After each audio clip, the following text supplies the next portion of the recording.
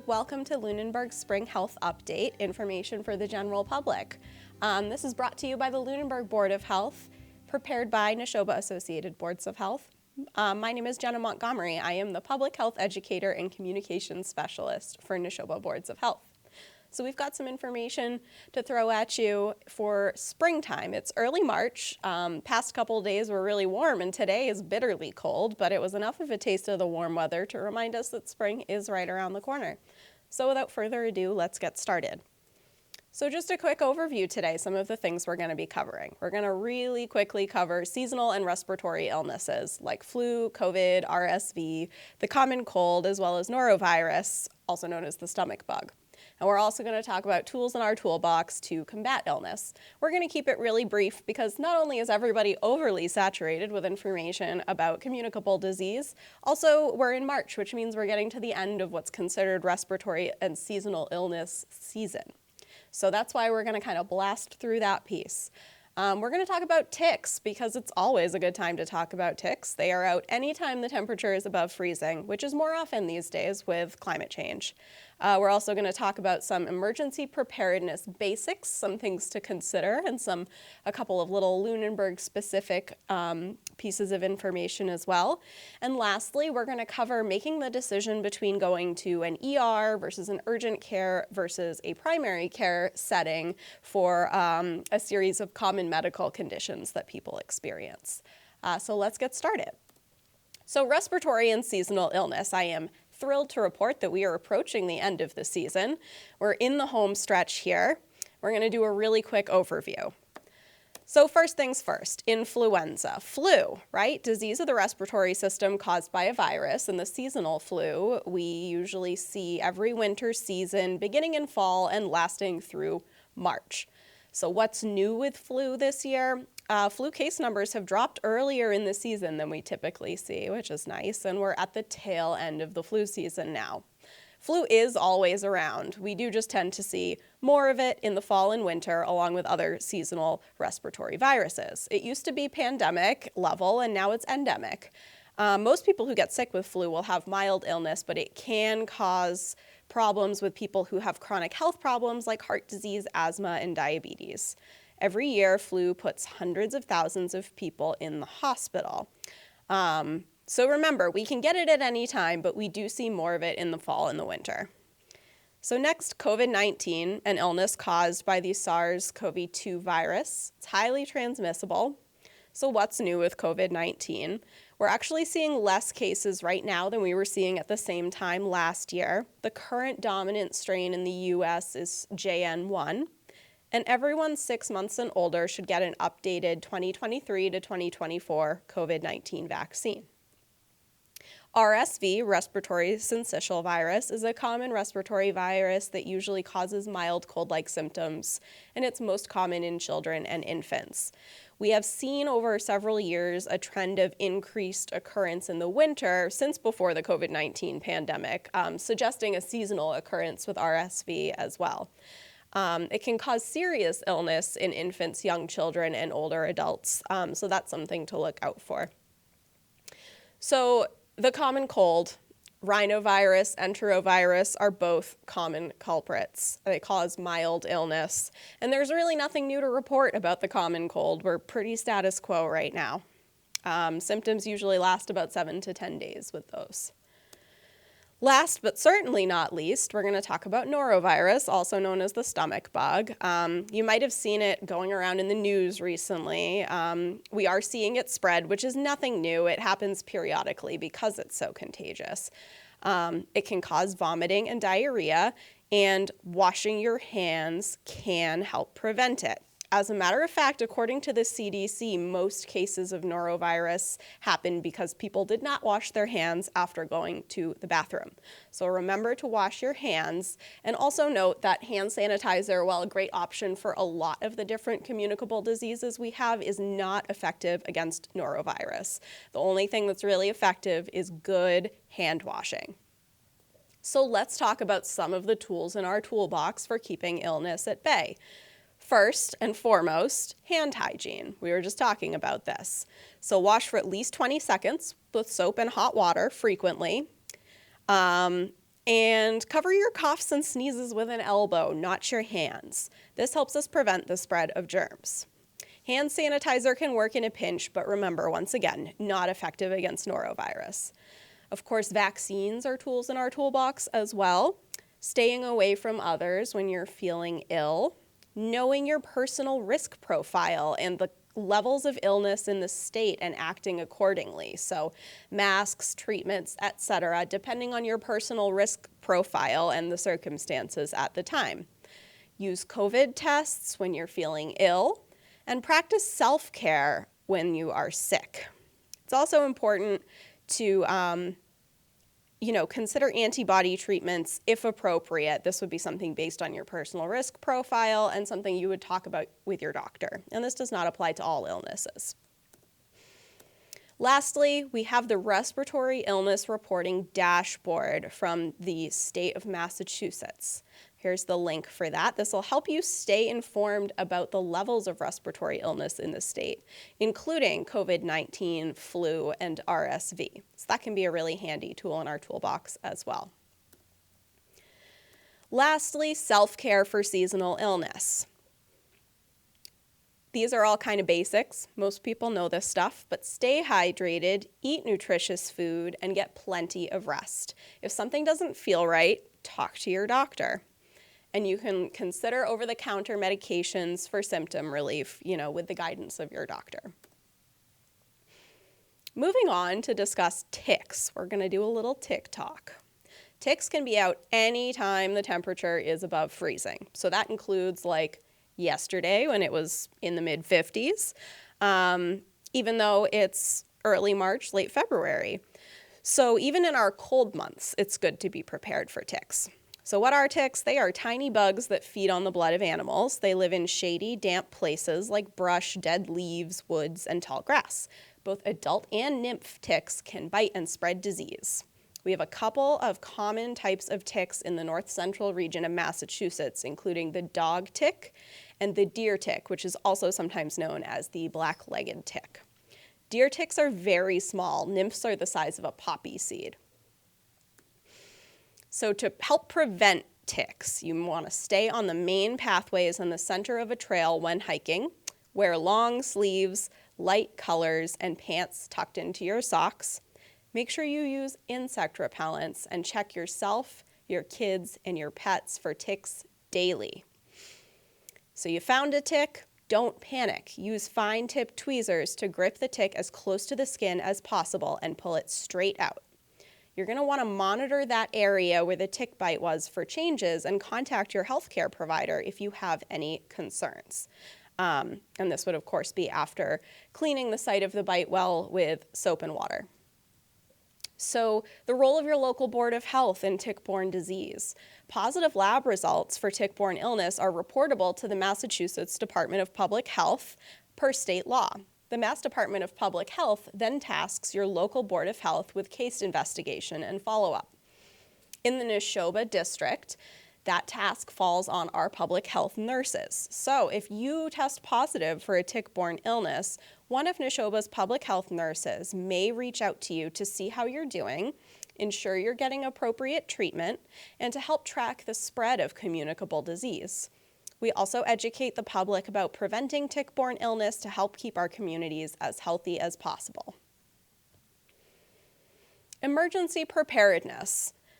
Emergency preparedness starts with you. You can be prepared by making a plan, building a kit, and staying informed.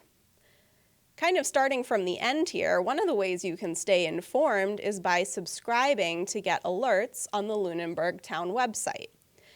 So if you're on the home page of the Lunenburg Town website, you're going to hover over How Do I? You're going to click Code Red Alerts, and under the Sign Up For, this is under the Sign Up For category, and then you're going to want to follow those instructions to get signed up for those types of alerts.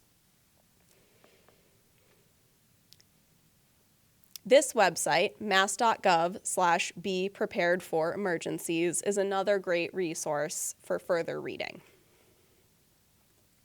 So, making a plan, planning ahead. You want to plan for multiple types of emergencies and disasters. Planning ahead reduces anxiety. Every 6 months or so, review your plan with friends and family. Conduct fire and emergency evacuation drills on a regular basis with your family.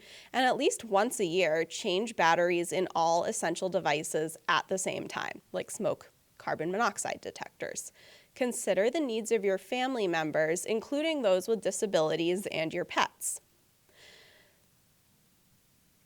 So you want to make sure that you plan for communication. That's a really important piece of this.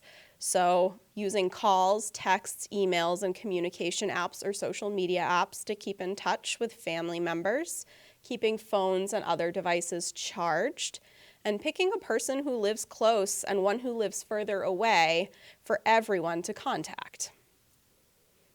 Other considerations may include planning ahead for a situation in which you may need to stay in your home, also known as shelter in place, or a situation in which you may need to leave your home, which is often termed evacuation.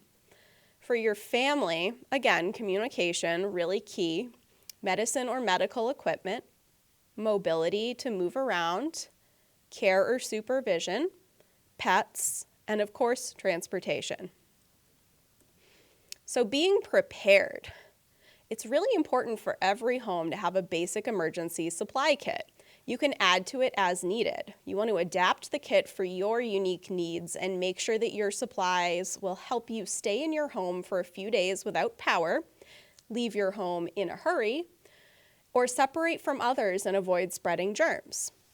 A good rule of thumb is to have enough supplies to last for 3 days.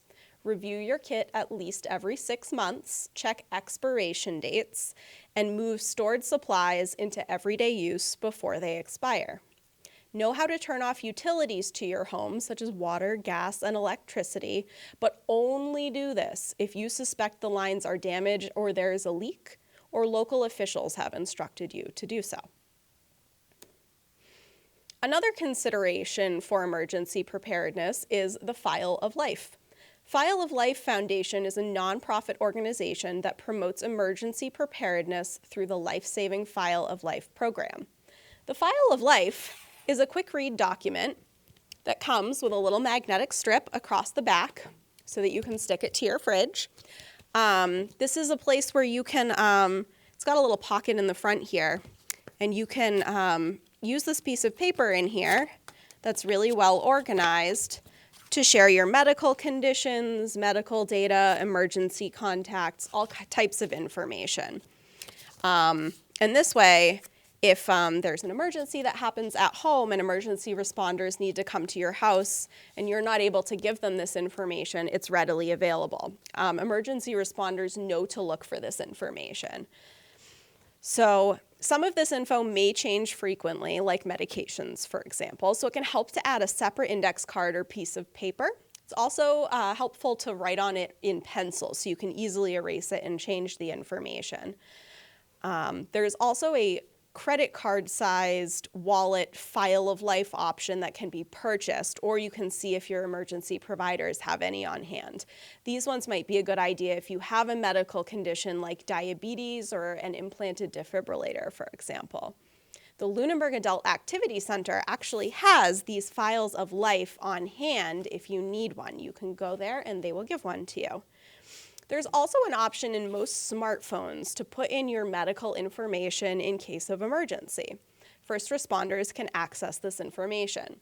The process varies by device, so look into specific instructions for the smartphone that you have.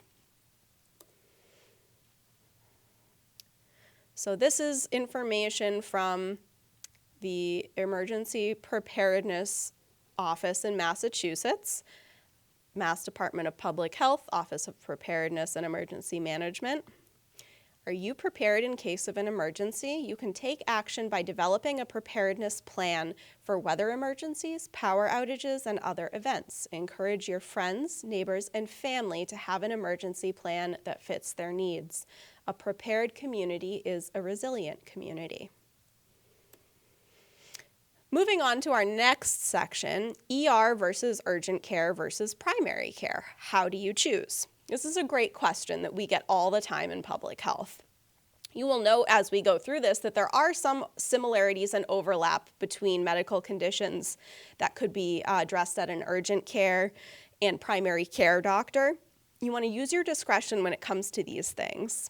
You can always call your doctor's office to get more guidance from medical staff if you're unsure, but ultimately the emergency room should only be utilized for true emergencies. So first of all, the primary care office. Common medical conditions that you might be seen for there. You probably know your primary care is the place that you go for well visits as well also, and they may be a stop on your way to see a specialist for something specific. Primary care doctors can address earache, cold and flu symptoms like cough, congestion, fever, or sore throat, urinary tract infection, pink eye, minor cuts and burns, non-life-threatening allergies, respiratory infection, and medication refills as well. At the urgent care, you want to go to an urgent care instead of an ER for the following things, unless your medical provider gives you different advice. You will save money and will probably be seen much more quickly at an urgent care than an ER. So first of all, wheezing or mild shortness of breath, sprains or strains, minor burns without blisters, small cuts that may need stitches, fever without a rash, flu symptoms, sore throat or ear pain, eye discharge, vomiting and diarrhea, painful urination, an animal or insect bite, or a minor allergic reaction. So who and when to see? Common medical conditions, the emergency room, the ER. The ER is reserved for serious and potentially life-threatening situations. The ER follows what's called a triage process, which means that the most urgent medical needs will be prioritized. This means if you go to the ER for something that is more routine, you're likely to wait for a long time. So some things that might be best addressed at an emergency room: chest pain or difficulty breathing, weakness or numbness on one side of the body, slurred speech, vision problems such as double vision or loss of vision, severe dizziness, broken bones or dislocated joints, head injuries, loss of consciousness, fainting, confusion, or seizures, burns with blisters, severe abdominal pain, uncontrolled bleeding or larger cuts that may require stitches, fever over 103 degrees or fever with a rash, vaginal bleeding during pregnancy, poisoning, a mental health crisis. So that concludes the information for today. We are Neshoba Associated Boards of Health. We serve the public health needs of 16 towns in north central Massachusetts in partnership with your local elected Board of Health. You can always access more information regarding a number of public health related topics through our website resources page. The URL is here. Thanks for watching Lunenburg, and we'll see you in a few months for a summer health update.